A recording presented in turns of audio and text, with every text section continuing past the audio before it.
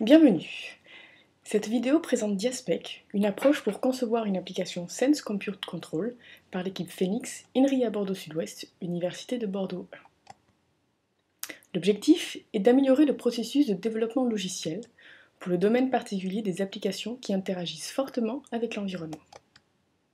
Comment améliorer le processus de développement logiciel? En fournissant du support pour chaque phase de développement. Pour la phase de conception, Diaspec est un langage de description d'une application reposant sur le paradigme Sense Compute Control, ou SCC. Pour la phase d'implémentation, Diaspec fournit un framework de programmation généré à partir de la description de l'application. Comment concevoir une application Sense Compute Control? Mais tout d'abord, qu'est-ce qu'une application SCC? Une application SCC est une application qui interagit fortement avec un environnement. Elle capte des données sur l'environnement, elle calcule des informations à partir des données captées, puis elle agit sur l'environnement en fonction des informations calculées.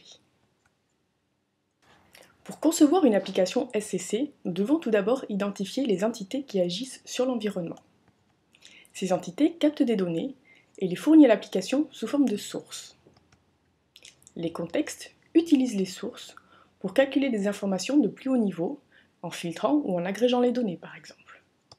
Enfin, les contrôleurs utilisent ces informations de plus haut niveau pour déclencher des actions sur les entités qui agissent sur l'environnement. Prenons l'exemple d'une application SCC, un régulateur de vitesse. Un régulateur de vitesse est un système qui permet de maintenir la vitesse d'un véhicule en fonction de la vitesse désirée par le conducteur. L'environnement d'un régulateur de vitesse se compose de la vitesse du véhicule et des actions du conducteur. Identifions les entités de ce régulateur de vitesse. Tout d'abord, le moteur qui produit l'accélération demandée, un compteur qui fournit le nombre de tours de roue par minute, le tableau de bord qui indique si le régulateur est activé ou non et quelle est la vitesse fixée par le conducteur, enfin les pédales. En effet, le régulateur de vitesse doit pouvoir être désactivé lorsque la pédale de frein ou celle de l'accélérateur est pressée. Ainsi, le compteur fournit le nombre de tours de roue par minute du véhicule. Le contexte vitesse calculée calcule la vitesse du véhicule à partir de ce nombre de tours de roue par minute, le transmet au régulateur qui, lui, va déclencher l'action accélérée sur le moteur. Pour décrire plus précisément une application SCC, il faut prendre en compte les deux aspects suivants. Le flot de données. Quels sont les différents traitements effectués par l'application à partir des sources de données? Et le flot de contrôle. De quelle façon ces traitements interagissent-ils entre eux? Décrivons le flot de données d'un régulateur de vitesse. Le flot de données d'un régulateur de vitesse de base peut se décrire de la façon suivante. Le compteur fournit le nombre de tours de roue par minute au contexte vitesse calculée. Celui-ci calcule la vitesse du véhicule et l'envoie au régulateur qui se charge ensuite de déclencher l'action accélérée sur le moteur. Cependant ici, nous ne connaissons pas l'accélération à apporter au moteur. Nous devons ajouter un nouveau traitement qui explicite l'accélération à apporter. Pour calculer l'accélération, nous devons connaître la vitesse désirée par le conducteur. Celui-ci fixe la vitesse à l'aide d'une commande sur le tableau de bord. Nous devons également déterminer si le régulateur est activé ou non, en vérifiant si les pédales de frein ou d'accélérateur ont été pressées. À présent, nous devons préciser l'interaction entre ces différents traitements, c'est le flot de contrôle. Pour décrire le flot de contrôle, nous devons décrire chaque interaction entre les contextes, entités et contrôleurs. Commençons par le contexte vitesse calculée.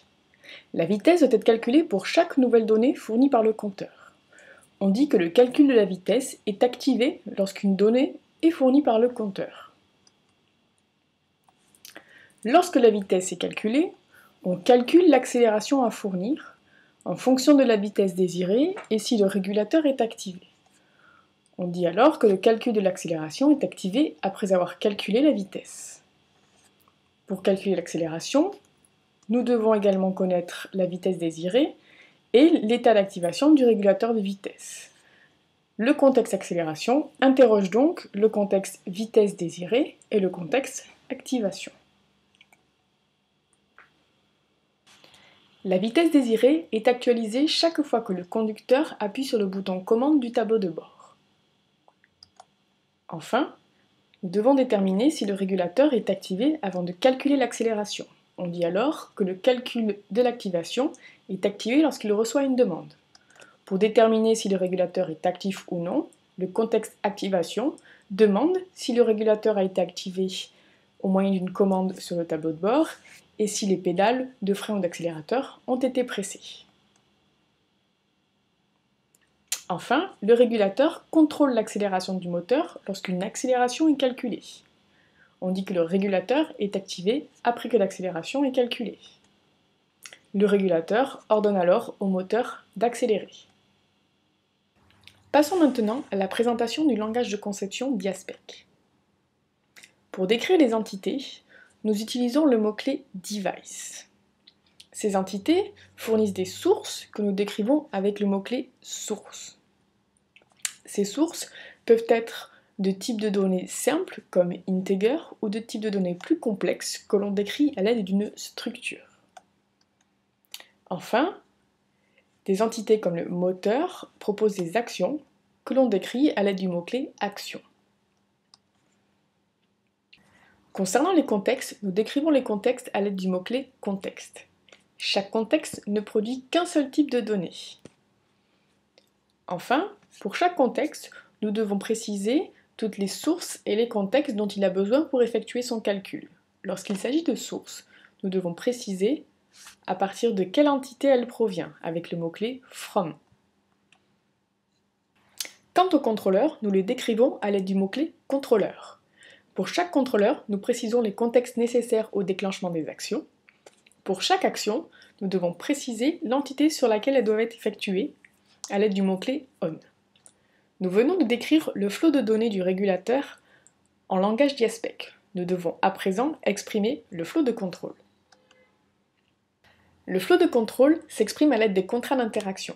Pour chaque contexte et contrôleur, nous devons décrire son ou ses contrats d'interaction. En effet, ils peuvent en avoir plusieurs. Pour chaque contrat d'interaction, nous devons préciser la condition d'activation et ce qu'il va faire après le calcul. Dans le cas de la vitesse calculée, le calcul de la vitesse est effectué quand il reçoit le nombre de tours de roue par minute de la part du compteur, et chaque fois qu'il fait un calcul, il le publie.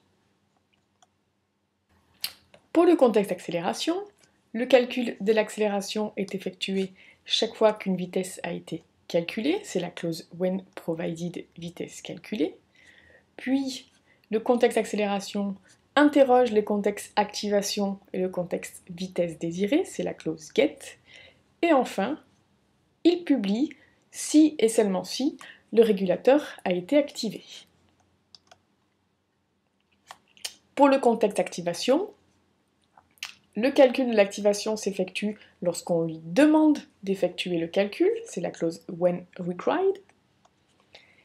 Il interroge les entités tableau de bord et l'entité pédale pour avoir des informations sur les commandes et sur les pédales de frein et d'accélérateur. Et ensuite, il ne publie pas d'informations puisqu'il se contente de répondre à la requête qu'on lui a effectuée. Enfin, pour le contrôleur régulateur, le contrôleur est activé lorsqu'il reçoit une information de la part du contexte accélération et déclenche une action accélérée sur le moteur, c'est la clause do. Voici la spécification complète du régulateur de vitesse, les entités, les contextes, le contrôleur. Passons à la dernière partie de cette présentation qui concerne l'implémentation, le framework de programmation généré à partir de la spécification de l'application. Lorsque vous avez terminé la description de votre application, DIASPEC vous permet de générer un framework de programmation qui vous guidera ensuite dans l'implémentation de votre application. Ainsi, pour chaque entité, contexte et contrôleur, est générée une classe abstraite fournissant tous les services nécessaires pour l'implémentation de vos contrats d'interaction. L'implémentation de votre entité, contexte ou contrôleur consiste ensuite à implémenter une classe qui hérite de la classe abstraite générée par le framework.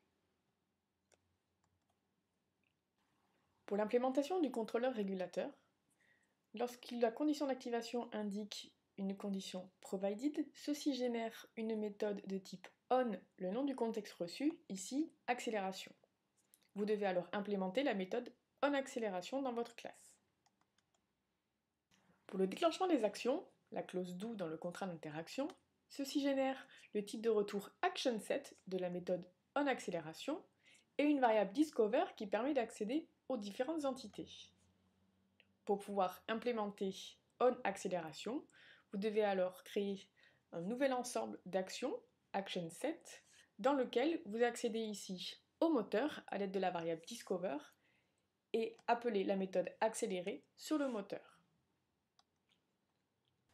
Pour l'implémentation d'un contexte, même chose que pour le contrôleur, lorsque la condition d'activation du contrat d'interaction indique une condition provided, ceci génère une méthode on, le nom du contexte reçu, ici vitesse calculée, que vous devez ensuite implémenter. Le contrat d'interaction indique ici une clause get sur des contextes, c'est-à-dire que le contexte accélération doit interroger les contextes activation et vitesse désirée pour réaliser son calcul. Ceci génère une variable getContext en paramètre de la méthode onVitesseCalculée. Pour accéder aux différents contextes lors de l'implémentation, il suffit d'utiliser la variable getContext, le nom du contexte auquel vous souhaitez accéder. Dans le cas du contexte activation, celui-ci active son calcul lorsqu'on lui demande de le faire. C'est la clause whenRequired. Ceci génère la méthode getValue que vous devez implémenter. Comme précédemment, le contrat d'interaction indique ici une clause get sur des entités. Ceci génère une variable discover que vous allez utiliser pour découvrir les différentes entités. Lors de l'implémentation, vous utilisez discover, le nom de l'entité auquel vous souhaitez accéder. Ensuite, vous choisissez si vous souhaitez accéder à toutes les entités, all, ou seulement à une entité, anyone, et ensuite vous accédez à la source qu'elle propose. GetFrein pour les pédales, GetCom pour le tableau de bord. Passons à l'implémentation des entités. Lorsque vous définissez une source dans une entité, ceci génère une méthode publish, le nom de la source que vous souhaitez publier. Ici, comme.